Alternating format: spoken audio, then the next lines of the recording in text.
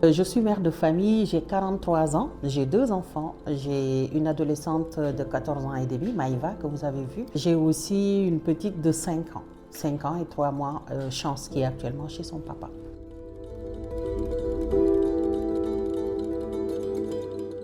Depuis 4 ans, j'ai eu que des problèmes. Une grossesse difficile, un accouchement difficile où j'ai failli mourir, un divorce, perte d'activité, crise dépressive qui a fait justement que j'ai d'ailleurs plus pu reprendre mon travail parce que sinon je ne serais pas restée autant de temps sans travailler. Donc je suis restée dans ce cercle vicieux tout en ayant un bébé dans les bras.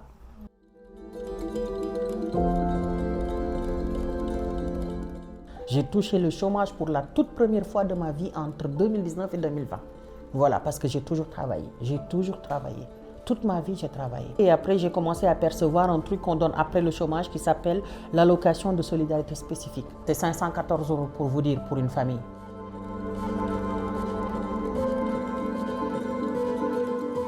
Et la maison en elle-même, elle faisait 60 mètres carrés.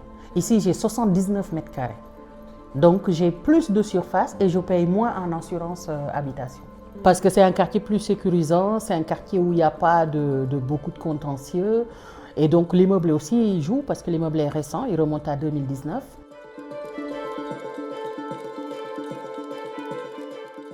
Donc à l'époque, j'avais ma Citroën C3, qui était une Citroën C3 de 2006, avec plus de 250 000 km quand je l'ai achetée. Donc cette voiture me servait à aller au travail et aussi dans les démarches de la vie courante, surtout à aller à l'hôpital parce que moi j'ai eu que des enfants maladifs. Quand on a une voiture et qu'on est un mère célibataire, c'est vraiment salvatrice. Après cette Citroën C3, elle était remplie de problèmes, bourrée de soucis. La roue se dégonflait tout le temps. Donc je passais mon temps à gonfler la roue.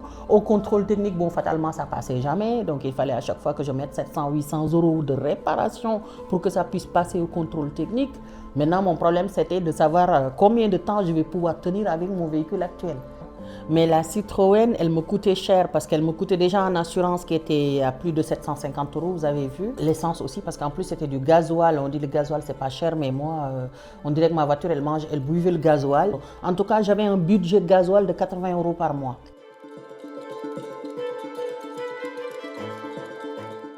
On est allé à Chantilly, moi et les filles, on était dans un camping et je vous assure que sur toute la route, j'ai flippé parce que je me suis dit, mais ma Citroën C3, si elle s'arrête en plein milieu de l'autoroute, qu'est-ce que je deviens en fait? J'avais très peur, mais non, elle a fait le chemin.